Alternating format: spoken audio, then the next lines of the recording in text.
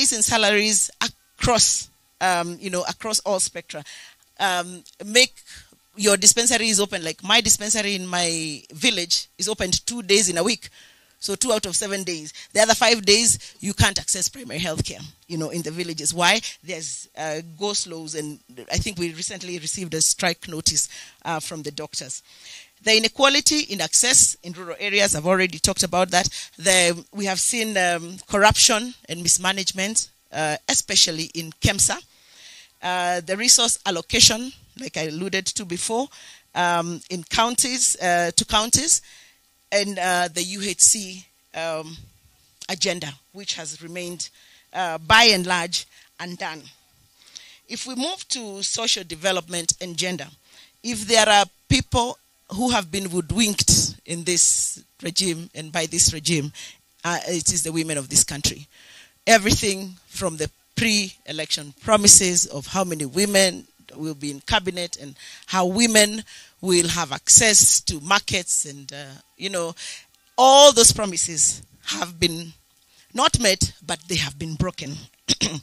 So the gender issue is a big issue, and, you can just go and research the many promises that were promised to women, and all of them have been broken. From the free diapers for our children when we deliver, to Linda Mama, which was a fantastic program that had been initiated by the previous regime, now not working, to the full implementation of anti-FGM laws. So the gender issue, in our view, this government has really not looked at the gender matters.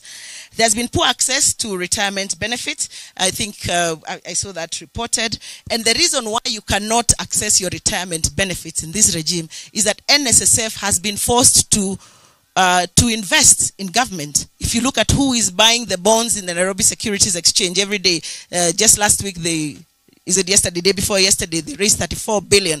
Who is buying? It is NSSF that is buying. It is a few banks. So ideally, your money, which you're supposed to access when you retire, has been put in long-term bonds in the stock market, and therefore people cannot access their retirement benefits. Delays of payments, both in Linda Mama and Inua Mama, Linda Mama and Inua Jamii.